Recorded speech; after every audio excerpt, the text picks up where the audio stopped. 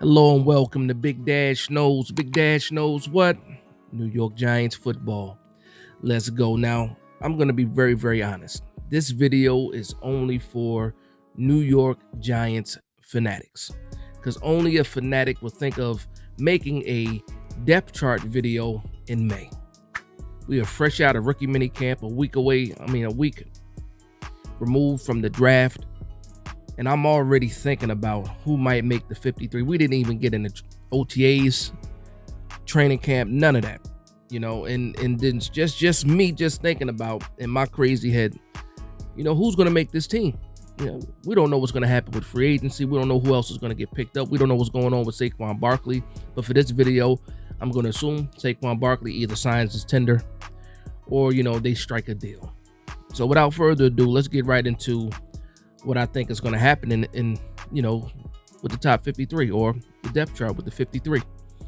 Now, again, quarterback, no questions here. It's going to be Daniel Jones. It's going to be Tyrod Taylor. No questions here at all. Do we keep a third quarterback? I don't think we do. I think we need the roster spot. Will a guy like DeVito, make the practice squad? Possibly so. Do we bring in another quarterback? Possibly so. But right now, I only think we're going to keep, two quarterbacks on the active 53. All right. So next, we're going to talk about the running backs. I assume that Saquon Barkley is going to be back with the New York Giants. So for me, no brainer, Saquon Barkley. Now, next is going to be the rookie that we drafted in the 5th round, Eric Gray. I think Eric Gray is going to make the 53. Even though he was a 5th round pick, and it's not a guarantee that all 5th round picks make the team, I think with what we've seen so far from Eric Gray, he played in the SEC with Tennessee, he played at Oklahoma, and he was productive, for both teams. And when you look at him, he can do almost everything. Run the ball, he can catch the ball, he can even block a little bit. But Eric Gray makes this team. All right. So now we're thinking about, do we keep 3 or do we keep 4 running backs? Now, to me, you're picking between Breda and Brightwell. Now, you can go back and forth. For me, I'm leaning more towards Brightwell because he's younger, he's cheaper, and he gives you more of the every down type of running back type of feel for me. Matt Breda seems to be a change of pace type back, can help you a lot in the receiving game, and also is a pretty good, all right blocker. But just thinking about how much we used Saquon Barkley and how less we used Breda and Brightwell as far as a running back rotation. For me, I like Brightwell over Breda if I had to pick between the two. But right now, I think we actually hold on to 4 running backs. So that'll be the running backs, right? And then next, we have the wide receivers. And I'm not going to go into deep details about the wide receivers, but I think that we keep 7 wide receivers. Obviously, I don't know what's going to happen with Sterling Shepard and Wan'Dale Robinson, whether those guys are going to start on the PUP list or if they're going to be, active roster, week 1. I don't think they'll be ready for the beginning of training camp. I don't think they'll participate OTAs, training camp, preseason. I don't think that's going to happen. It's all about when will they be ready for the regular season. And I don't know what's going to happen. And I think when we picked up guys like Jamison Crowder, that was like the security in case these guys do not play in the slot. So let's just start about the wide receivers for me. Isaiah Hodgins comes back. Of course, I think he makes the team. I think they continue to build that relationship between him and Daniel Jones. I think, that continues to build. His role in this offense, I'm not sure what's going to happen this year because, again, last year he was a big role. He was a big boost to what this offense was. And do you just push him to the side because you drafted like a guy like Jalen or you picked up a guy like Paris Campbell? I don't know for sure. But, Isaiah Hodgins has a role in this team. Possession receiver guy that, he's a security blanket as well. He's going to get you those 3rd down conversions. And a little bit more too outside of that. Now, outside of that, I have Darius Slayton coming back. I do think he makes the 53. We signed, he has a contract like he's supposed to make the 53. It's not a lot of guaranteed money. There's a lot of incentives in his contract, but I do think Darius Slayton, makes the 53. Paris Campbell makes the 53.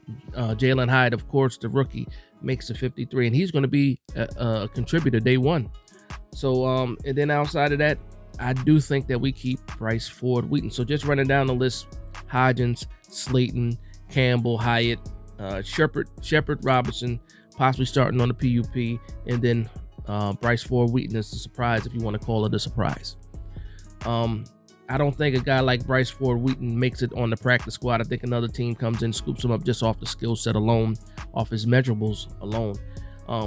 But just to be honest, I hope that Bryce Ford Wheaton can actually get the reps in OTAs, get the reps during the training camp and during preseason to show what he can do and show his value. Because again, we talk about Sterling Shepard. We don't know how much longer Sterling Shepard's going to be a New York Giant. So again, out of that, and like I said, I'm using our lads. For me, Jamison Crowder, I don't think makes it. Khalil Pimpleton doesn't make it. Jaden Mickens doesn't make it. Makai Polk doesn't make it. And also the special teams guy, Jeff Smith, I don't see them making. Maybe if we keep 8 wide receivers, it's possibly something. And again, this is so early in the process. Injuries can happen, God forbid. Other signings can happen, and guys are rotated in and out of the team, off the 90-man roster. Again, this video is just for the fanatics like me who just love the Giants, love the content all year round. All right, so outside of wide receivers, we're going to talk about the tight end position. Now, I think we only keep 3 tight ends. I think it's going to be Darren Waller, Daniel Bellinger, and I think it's actually going to be Chris Myrick. I think Chris Myrick beats out Sweeney because of the versatility that Chris Myrick has and how familiar he is with the system. Now, you might say, okay, well, Sweeney played in Buffalo under Dable, and you're absolutely right. But does Sweeney have that ability to play the fullback, to play the H-back like Chris Myrick? That's going to be a good competition for people to look at, going into this offseason and OTAs, is how they play Myrick and how they play, Sweeney. And then just looking at this list too, outside of those 3 tight ends, we do have Lawrence Cager. And for me, Lawrence Cager, a big body wide receiver that's labeled a tight end. I think the skill set is similar. No. I think the style of tight end is similar to what Darren Waller does. Not only can he play inline, well, I don't want Cager playing inline at all, but he can also put him in the slot or out, flex him out a little bit like you do with Darren Waller. So Lawrence Cager, if there's a choice between possibly keeping 4 tight ends, I think you do keep a guy like Lawrence Cager, and it's still going to be a battle between Sweeney and Myrick, for one of those spots, because a lot of those guys are similar. But Cager gives you a little bit of the same stuff, the shell of what Darren Waller is. Not nearly the type of threat he is, though. Okay. Next, we're going to talk about the offensive line. Now, one of the most important units on this team, if not the most important unit on this team, tackle, guard, center. And then just starting with tackle, of course, you have your 2 bookends, Andrew Thomas and Evan Neal. Outside of that, I think that Tyree Phillips is the guy to make the team as a tackle outside of those starting bookend tackles. Now, there's guys like Devery Hamilton, that's also listed as a tackle. Corey Cunningham, Matt Pert are listed as tackles. I think the days of Matt Pert are probably going to be done, especially if he doesn't show any value in this OTAs and training camp. Kind of disappointed, because when you get a guy and you draft him in the 3rd round, you expect him to be a lot better than what he ended up being. And he had some injuries, but even when he did play, there were some issues there. I remember his rookie year, we thought maybe we might have had something. Andrew Thomas was struggling, and then Matt Pert would spell him for a little bit, and Matt Pert did okay, but once it was solidified, Matt Pert kind of fell off. So I think the days are numbered for Pert. Cunningham, I think he's more than a camp body. But I think had he not got hurt last year, and then was released, I think he was probably going to be the guy that was the Tyree Phillips. The guy that was going to come in and be that swing tackle to come in and spell guys on the right and the left side if need be. But for me right now, I just think that Pert, Cunningham, and Devery Hamilton do not make this top 53. And it also depends on how many linemen we end up keeping and what the pup looks like and things like, and injuries and things like that. So I have 3 tackles: Andrew Thomas, Evan Neal, and Tyree Phillips. Then I'm looking at the guard position, and I picked 4 guards. I picked 4 guards. So obviously we have Mark Lewinsky, we got Ben Bredesen, we got Joshua Zudu, we got Shane Lemieux, Marcus McKeithen, Wyatt Davis, Jack Anderson. So there's a couple of guards on this team. But for me personally, I think we've seen the last of Shane Lemieux. Just can't stay healthy, showed some promise early, but I think you just have to move on from that. Bredesen has given you more. Joshua Zudu is the rookie from last year, had the injury, but I think you move forward with one of those guys. Marcus McKeithen, another guy that had his season cut short in training camp. What is he going to do? Can he push for a roster spot? Can he push Lewinsky for that right guard spot? Or if Zudu beats out Bredesen for the left guard spot, can Bredesen possibly push Lewinsky for that right guard spot too? So I think those guys are going to be the first guys you're talking about when you think about this guard room. So you have Lewinsky, you have Bredesen, Zudu, and I think Marcus McKeithen. That's going to round out your guards, going into this season. And then lastly, we have the center position. And I went back and forth on this one. Obviously, you have John Michael Schmitz, the rookie. He's the day one plug and play center.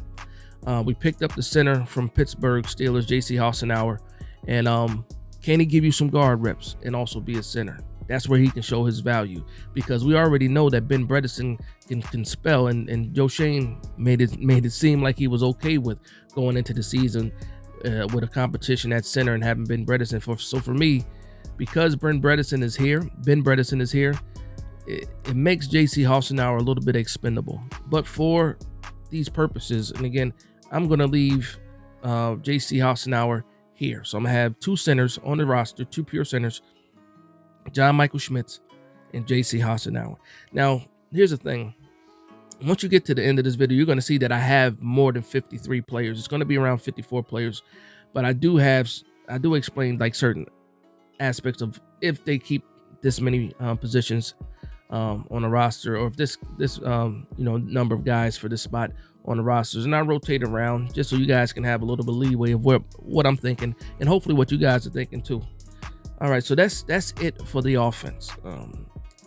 Now let's go on the defensive side. So now let's just talk defensive line. And for me, of course, Leonard Williams, Dexter Lawrence, those are your solid guys. A'Shawn Robinson, that's your starting defensive front. That's your D-line right there. Williams, Dexter Lawrence, A'Shawn Robinson.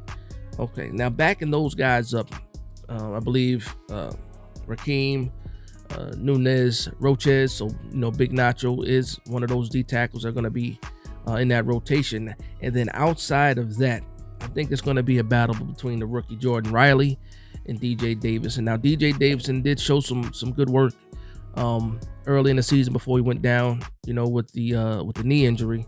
And then Jordan Riley is another big body defensive tackle, nose tackle, zero technique, that shows some athleticism.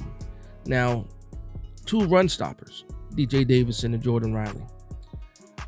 And you could see where we keep 6 defensive linemen. But for these purposes, I have to go with one guy over the other. I don't know where DJ Davidson is with this injury, but I think with what I've seen already from DJ Davidson, I'm more comfortable with DJ Davidson than Jordan Riley. But if we did keep 6 instead of 5, I would put, both of those guys make the team, in my opinion. But if I had to pick between the 2, I'm picking with DJ Davidson. Next, I got outside linebacker. So we have Kayvon Thibodeau. We have Azeez Ojulari. We just brought back Jihad Ward, and then we just brought back O'Shane Zimenez. So when I'm looking at that room, Tomon Fox is another name, outside linebacker. I think we keep 4 guys. I think we keep 4 outside linebackers. And it's a little bit difficult because we do have a UDFA in Baldonado from Pittsburgh. He came from a 4-3. He was a 4-3 defensive end, 6'4", 250 to almost 260 pounds, right? I like what he can do. But here's the thing. We went ahead and re-signed O'Shane Zimenez because we are lacking depth on the outside linebacker position. Outside of Kayvon Thibodeau, you have Azeez Ojulari, who's had some injuries in the second season. First season he made it through. He was fine. Last year he had a lot of soft tissue injuries, which is better than having, like your ACLs, MCLs, ankles, ligaments and things like that. So he had some soft tissue injuries. Could it be the weight gain or the muscle gain that he added, going into next season, and his body just wasn't prepared for that workload? It could have been a lot of things. Hopefully he finds a good or happy medium of where his weight needs to be and where he can, play to the best of his ability. But I like Baldonado. I would like to see what happens with him, during OTAs and training camp, to see if he gets those type of reps, because in all honesty, I want to make sure Kayvon Thibodeaux and Azeez Ojulari are absolutely healthy, because those are your starting outside linebackers. But guys like Timon Fox, guys like Baldonado, some of the other rookies that might possibly be a Carter Coughlin, Cam Brown, the guys that play outside linebacker, well, Carter Coughlin more than Cam Brown. What are these guys going to do to try to earn those spots behind him? I do like young Timon Fox. He didn't play a lot, but when he did play, he was serviceable. He can set an edge. Timon Fox can really set an edge. He might be the second best edge setter outside of like Azeez Ojulari when healthy. Jihad Ward sets the edge pretty good too, but he's, as far as athleticism, he's not as athletic as Timon Fox. He's a little bit slower, but he's also a bigger outside linebacker. He's almost 290 pounds. Meanwhile, everybody else is like around the 250 range, 260 range. And it's like, I understand why you bring back Ward. He has like a heartbeat to the defense. People follow his lead. He's the voice of this defense. He's very, very active. He's an emotional leader. I'll say that. But again, limited in certain spots. You don't want him out there on passing downs. You've seen him trying to track and follow the running back and get lost. Not get lost, but you would say get burnt, because he was on assignment. It's just physically he can't keep up with running backs, and not a lot of outside linebackers can.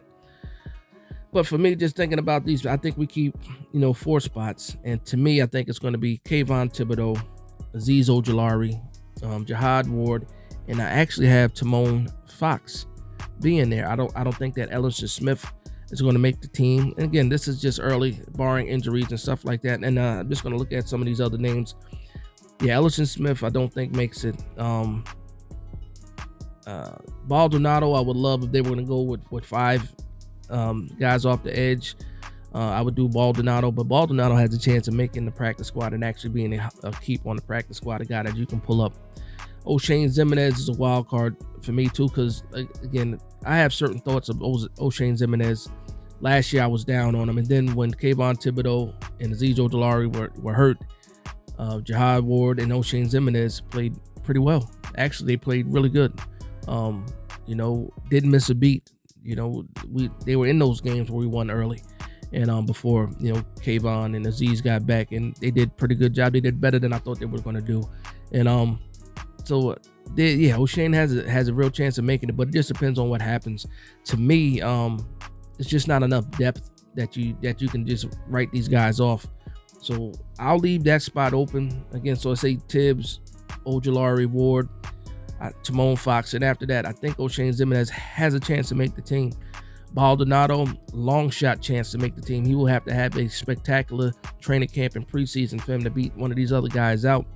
But yeah, that's my thoughts on the outside linebacker spot. Now, my favorite position on the defense and the absolute position of need going into the 2023 offseason was interior linebacker.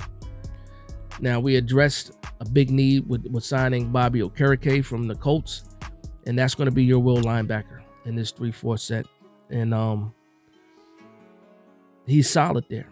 Now, behind that is where we get a little bit into the gray area. It gets a little bit dark, a little bit foggy after that.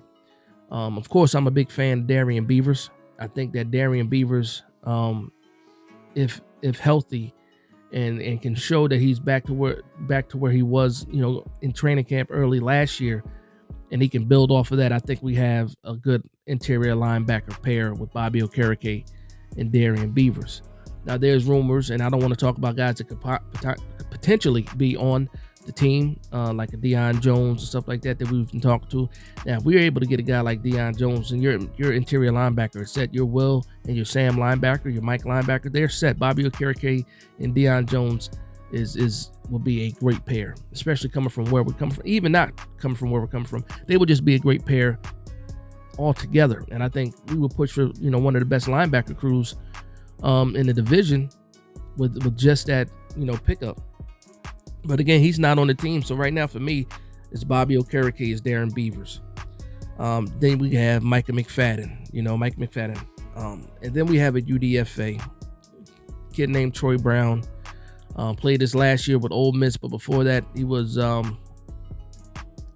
Michigan, Central Michigan. He was at Central Michigan, and he's just a solid linebacker. Nothing spectacular. 2-down linebacker. He was a 2-down linebacker at Ole Miss. They brought him off the field on 3rd downs, but his technique, reads his keys. Believe he was a 5th-year senior too. He's just a smart, tough, and dependable type of linebacker. And I really believe with this weak interior linebacker room and also his ability to play special teams, I think he has a chance of making this 53. Now, I think he can be just as good on special teams as a Carter Coughlin or a Cam Brown. That's why I'm thinking, okay, Cam Brown and Carter Coughlin are making a little bit more money because they're veterans. They're still special teamers, not making a lot of money, but they're still veterans making, at least $1.5 million. Now, if you get a guy like Troy Brown, UDFA, you bring him in here, you sign him, that contract is even less than that, and you save some money possibly. But for me, right now, I have interior linebackers being Bobby Okereke, Darren Beavers, Troy Brown, and Micah McFadden. That's who we run it with. And I know it doesn't sound fantastic. Again, there might be some moves being made, but when I'm looking at this roster right now, and again, I'm using ourlads.com with their projected roster or depth chart, that's where I'm going in the interior linebacker. So let's have some fun now with the cornerback position. Of course, Adoree Jackson, Deonte Banks, those are going to be your 2 starting boundary corners for the most part. Could Cordell Flott push to be a boundary corner and push possibly Deonte Banks to the slot? I don't think that happens. I think Cordell Flott is so versatile and a better nickelback that I believe those are going to be your 3 corners. Adoree Jackson, Deonte Banks, and Cordell Flott in the slot. After that, a lot of the Detroit cornerback that we picked up, Amani Aruwariye. Amani from Detroit, I think is that 4th cornerback spot. He can play some boundary. He's the type of corner that Wink likes, tall, physical corners that he likes. I think he's that 4th corner. I do think Darnay Holmes makes the team. I think his role diminishes a little bit, but I do think that Darnay Holmes makes this team. Now, he could be a cap casualty because he is making more money than some of these other guys. And again, depending on what you need at the time, he could be a cap casualty just because he's making a little bit more. And then, like I said, his snaps might diminish. But the reasons why I like Darnay Holmes is because he's physical in the run. For a guy his size, he will come up and hit. He can cover the flats really well, and he's a short tackler. My issues are, beyond the line of scrimmage and getting to some of those deeper routes. That's where his size becomes a problem. And we saw it in we saw it in the Minnesota games where, if he was just that a little bit taller or rangier of a guy, that he could have prevented some plays, from happening. Prevented some completions rather than just tackling the guy when the ball gets there. But I do think that Darnay Holmes has a chance to make it. Now, our last 2 picks of the draft, maybe not the last 2 picks, but we had our last few picks. One of those picks was Trey Hawkins out of Old Dominion. And I do like his skill set. Had a pretty good RAS score, actually a really good RAS score. But you see that he needs some work. A lot of people talk about possibly moving him to safety, or does he have that versatility to play safety? And yeah, you can see it. Especially because he's physical. He'll come up. He'll come up in the run defense and do some work. But for me, Trey Hawkins is okay. Well, he made all these draft picks. I don't think that all these draft picks are going to make the 53, but I do think Trey Hawkins has a chance to make this 53, possibly because of his versatility to play the cornerback position and also playing safety. So for me, I think we keep 6 corners: Adoree Jackson, Deonte Banks, Cordell Flott, Amani Warrior, Darnay Holmes, and then Trey Hawkins. Now let's get into the safety spot. Now this is going to be a big question mark for me. Obviously, we have Xavier McKinney as our top safety, our main communicator, the man with the green dot on his helmet. Then after that, man, it's a bunch of guys that are replaceable. So we picked up Bobby McCain. To me, I think he's going to be, or the penciled in, the guy next to McKinney, just off experience alone and having some quality reps. Outside of that, you have the rookie Dane Belton that played last year, and then was on the field, was taken off the field, had to deal with some injuries early, then had some coverage issues and dependability issues of not being in the right spots in some cases. But I think Dane Belton still is a work in progress. But I don't think he's done enough to beat out a Bobby McCain first off. Then after that, you have Jason Pinnock, who also gave you some solid reps last year. And pretty much when Dane Belton was taken off of the field, Pinnock was put in his place. So, and he was playing with Julian Love, and this is all because, McKinney had the injury and he was out. So Pinnock got some quality reps. And then outside of that, you have guys like Trenton Thompson, was a UDFA last year, who was on a practice squad, who was actually called up a few times. I actually like his skill set. And then we have the rookie that we got out of Houston, Javarius Owens. And with Owens, you get a thumper who's a little bit better in coverage than he gets credit for, but still a work in progress. Javarius Owens, to me, is a guy that, you see why Wink liked him. You see why we drafted him. And if he can reach his full potential, he's definitely a guy that has a chance to make this 53. But for me, this year, I have him possibly, not making the 53, but on the practice squad and possibly having that role of getting called up multiple times. So for me, I have 4 safeties making the team: McKinney, Belton, Bobby McCain, and then Jason Pinnock. All right, so that's the defense. Now let's get into special teams. Now for special teams, obviously the kickers are Gano, the punters Gillen. It's going to be a long snapper competition a little bit too. Now they have Casey Crater and then a guy named Cameron Lyons, but I think Casey Crater is dependable and he's just going to be, that guy. And then I have that one designated special teams player, and that's going to be possibly Cam Brown, a captain on the team last year, special teams. And I just think that, even though he's not going to give you those snaps at linebacker on defense, in a pinch he can come in there and cover, but his value on the special teams, I think, is a little bit higher than Carter Coughlin. So that's why I go with Cam Brown over Carter Coughlin, in that set. So that's going to wrap up the video. The way too early who makes the 53 New York Giants roster for 2023. And hope you guys like it and enjoyed it. Let me know what you guys think in the comments down below. Please like, comment, and subscribe. And from one Giants fan to another, this is Big Dash Knows, Big Blue Nation. Let's go.